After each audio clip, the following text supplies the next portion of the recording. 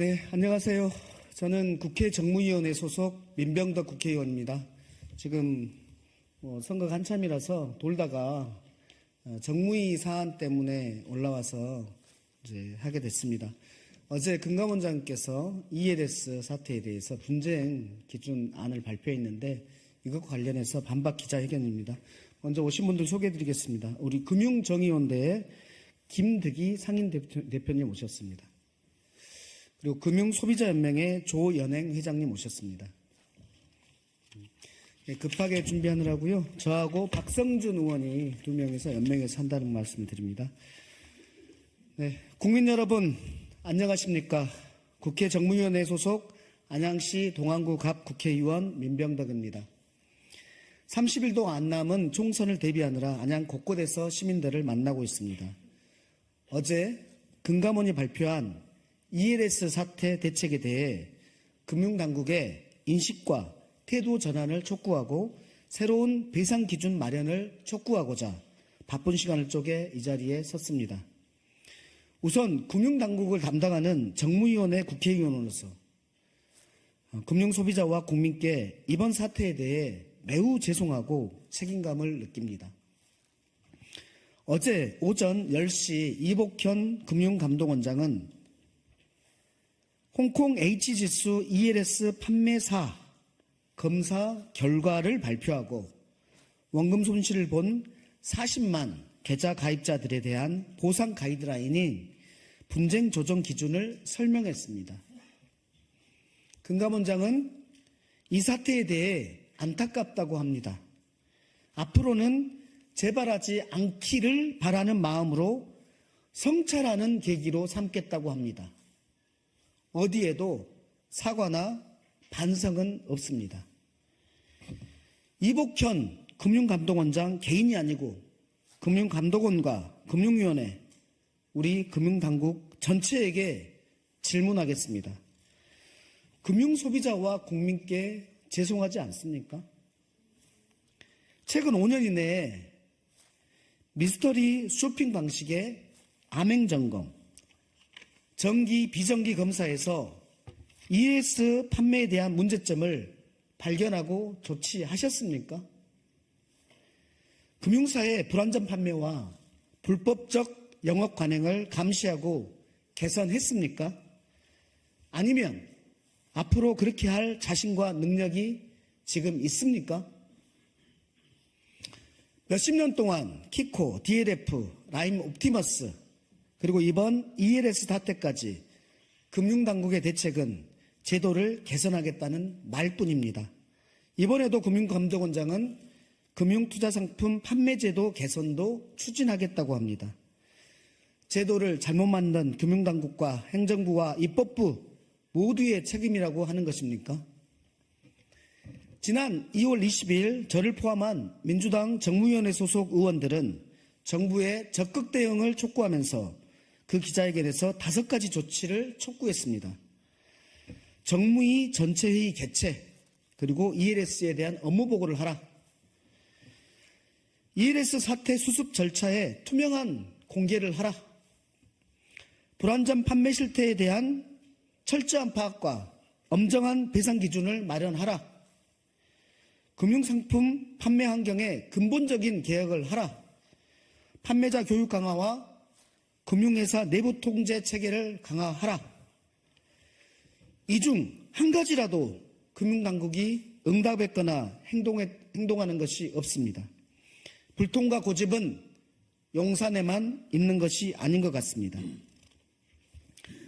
어제 금감원이 발표한 ELS 분쟁 조정 기준은 판매 금융사의 불안전 판매 책임은 충분히 반영하지 않았고, 다시 하겠습니다. 중요하니까요.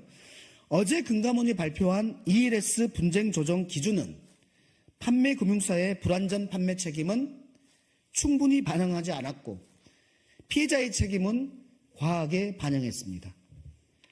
예전 DLF 분쟁 조정 기준보다도 훨씬 후퇴했습니다. 구체적으로 보겠습니다. 은행의 공통배상 기준은 DLF에서 25%였는데 이번에는 10%로 낮아졌습니다. 투자 경험에 따라서 차감하는 최대 비율은 DLF에서 10%였는데 라임 5%였고, 그런데 ELF에서는 25%로 투자자의 책임을 높였습니다. 매입 규모에 따라 차감하는 최대 비율은 DLF에서 10%, 라임에서는 5%였는데 ELF에서는 15%로 또 투자자의 책임을 높였습니다. 투자 금액 역시 DLF 2억 원 초과일 경우에 마이너스 5%, 라임에서 2억 원 초과 마이너스 3%였는데 ELS에서는 5천만 원 초과할 때에 마이너스 5%를 차감하는 것으로 또 투자자의 책임을 높였습니다. 한마디로 판매사의 책임은 가볍게 하고 투자자의 책임은 무겁게 했습니다.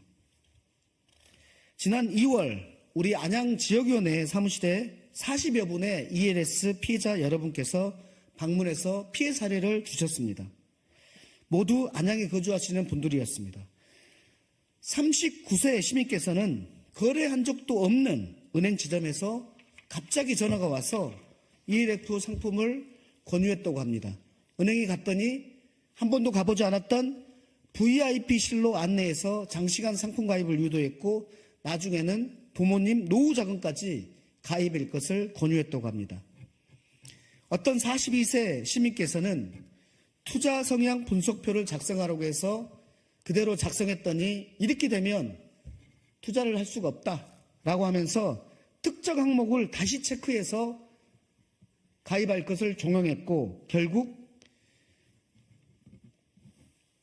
상품 가입이 가능한 위험 성향이 된 것입니다. ELS 손실이 난 그분의 자금은 전세 자금이었습니다. 이에 항의했더니 은행에서는 전세 자금을 다시 대출해 주겠다고 그렇게 답을 합니다. 어떤 분은 지인이 실적 때문에 부탁을 해서 ELS 가입했는데 그 이후에 그 지인은 다른 데로 옮겼고 그리고 나서 단 한 번의 재가입 서류도 작성하지 않았고 상품에 대한 설명도 듣지 않았는데 계속해서 자동적으로 재가입되었다고 합니다. 금감원 분쟁 조정 기준에 따르면 이분들은 나이가 젊습니다. 재가입을 했습니다. 그리고 거액의 전세장을 맡겼습니다. 그러면은 배상을 적게 받을 수밖에 없게 됩니다. 그런데 구체적인 상황에서 이것이 맞습니까? 이것이 공정이고 금융 정의입니까? 제가 당사자들께 들은 불안전 판매 상황은 언론을 통해 접한 것보다 훨씬 심각했습니다. 은행을 믿지 못하면 누구를 믿나요? 나라가 망하기 전에는 손실 위험이 없다고 했다고 합니다. 노후자금, 전세자금, 배우자 사망보험금 이렇게 함부로 고위험 투자에 활용하기 힘든 자금에도 불구하고 은행의 신뢰도를 내세워서 상품 가입을 강하게 가입했다는 것이 문제입니다. 저희들은 배상 기준을 금융 소비자, 금융 피해자 입장에서 다시 만들 것을 강력히 촉구합니다. 마지막으로 ELS 불안전 판매로 얻은 은행의 수수료 이익, KPI 등에 따른 판매 보너스 이에 대해서 제가 금융당국에 질의서를 넣습니다. 그러나 한참이 지났는데 불구하고 아직 답이 없습니다. 누군가의 손해가 누군가에게는 막대한 이익이 되었습니다. 우리 국민과 정치가 이제는 나서야 됩니다. 우리 금융당국과 금융기관의 업무 관행을 개혁하고 감시기관과 이익집단 사이에서의 자리 바꿔 갖기 그리고 짬짬이와 봐주기 같은 금융악습 타파에 앞장서겠습니다.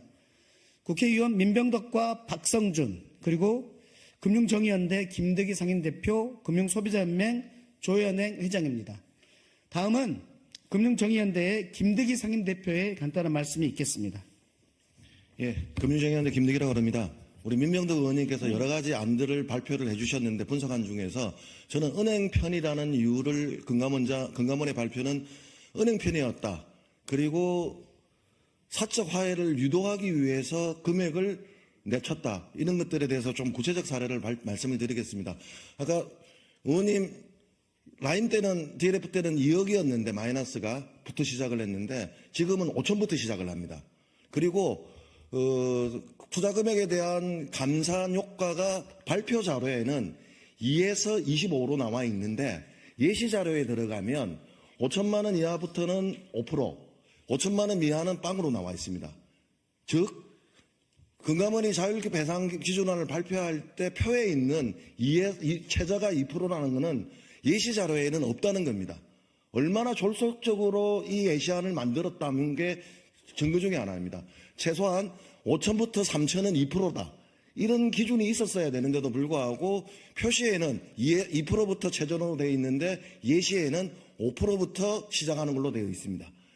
그리고 또 하나 5천에서 2억으로 낮춘 이유는 대다수 ELS 피해자들의 금액이라고 저희들은 추정하고 있습니다.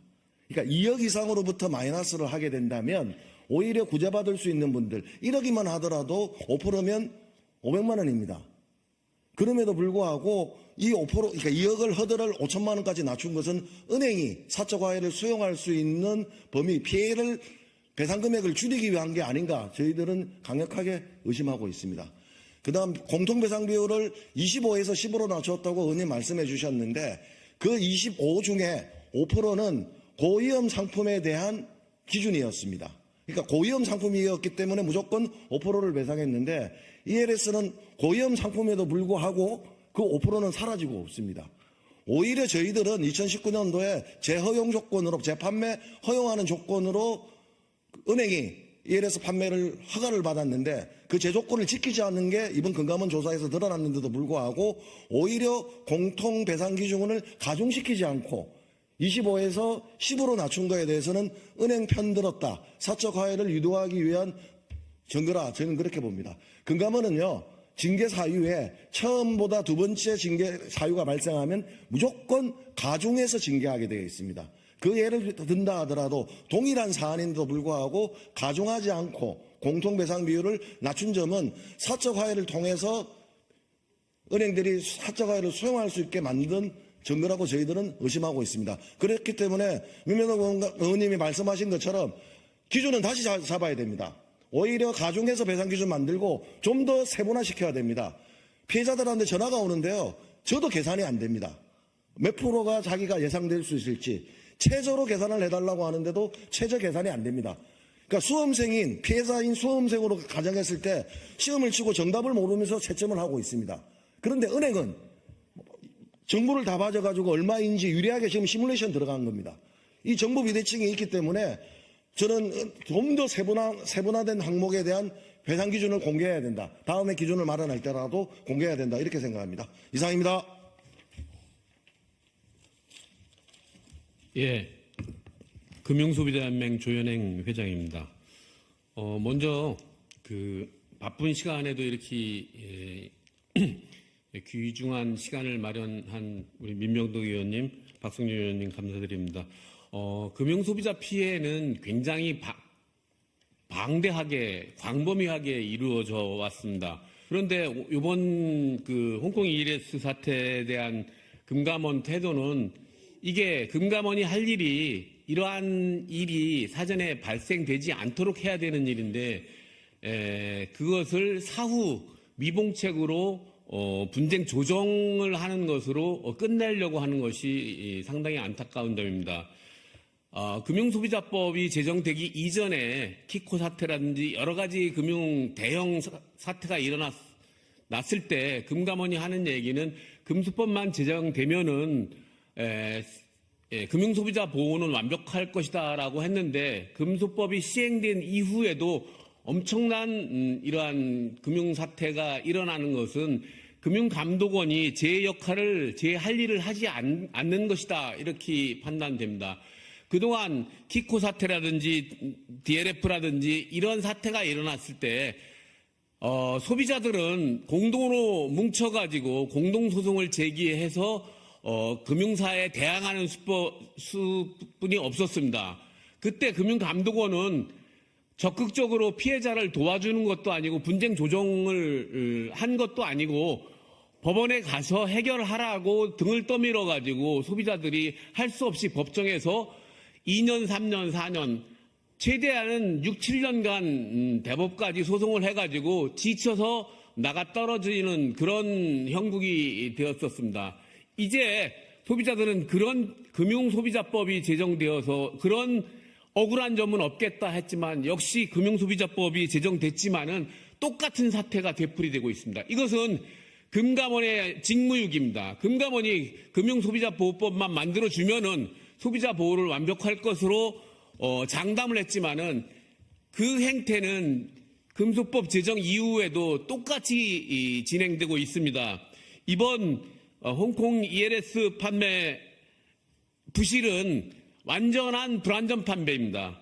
불완전 판매에 해당되는 것은 설명 의무 위반, 그다음에 적합성의 원칙의 위반, 부당 권유 등 모든 것이 들어가 있기 때문에 이렇게 차감해가지고 10% 20% 해가지고 겨우 짜맞추식으로 미봉책으로 보상을 해주는 것이 아니라 금융회사의 책임을 완벽히 물어가지고 100% 전액 보상, 부실 판매, 허위 설명 의무 위반, 부당 권유가 있다면은 100% 보상을 해줘야 되지 않나 생각을 합니다. 그래서 이번 분쟁 조정 기준은 상당히 미흡하지만은 그것이 아니라 금융사의 과실이 인정된 경우 100% 보상해주는 금소법을 적용해야 되지 않나 생각됩니다. 이상입니다.